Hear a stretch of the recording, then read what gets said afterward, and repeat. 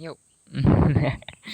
So, welcome back again. So, context lang, hindi po to for content now.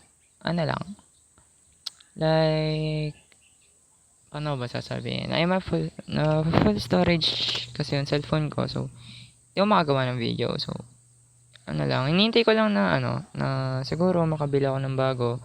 And I know na matatagalan yun. So, for now, para makabawi-bawi naman ako is napag-isipan ko lang naman din na ang gawin ko na lang is guitar.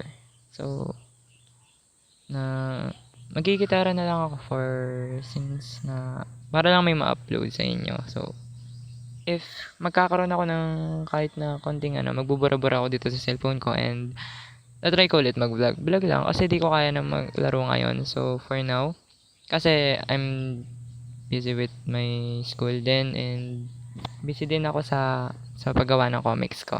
Yeah. Sa susunod na tatry kong ipakita sa inyo paano ginagawa yung comics ko.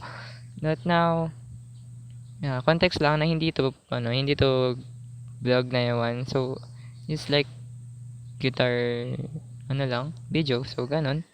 Nakakanta lang ako. Pero, again, tawag dito.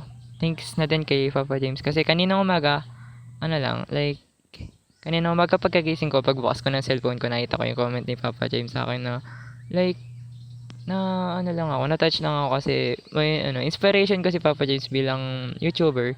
And nag-comment siya sa akin, 'di ba? Like hindi naman siya yung literal na comment, like emojis lang, pero lang, natawa lang ako. Ganun lang ako yung tao, simpleng tao lang naman ako. Humor ko rin naman 'yun, pero alam niyo na for the first time napansin ka din ng idol mo ganun. Kaya natutuwa ako.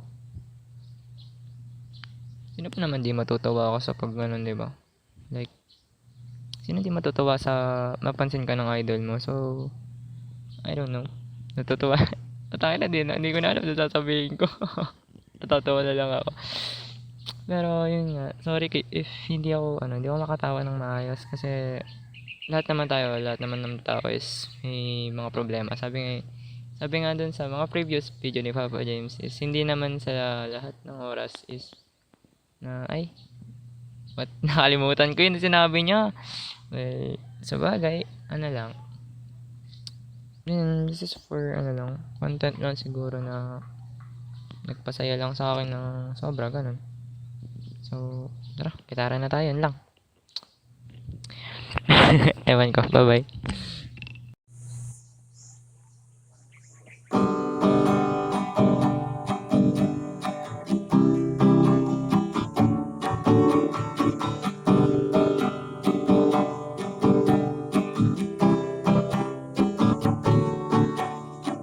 Bakit ba kailangang magbihis?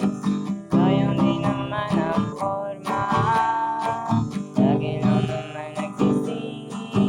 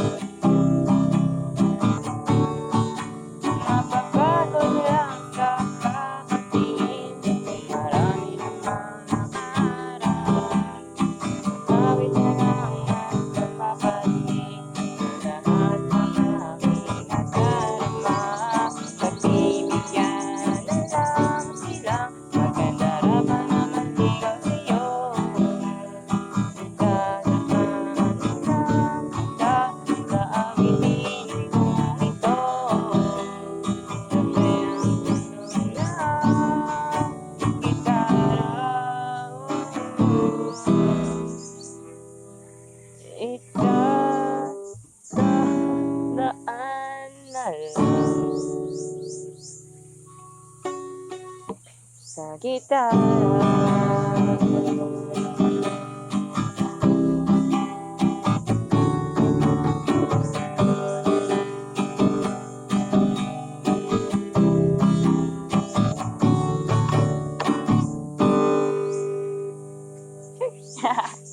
Yun lang. Mali-mali yung chords.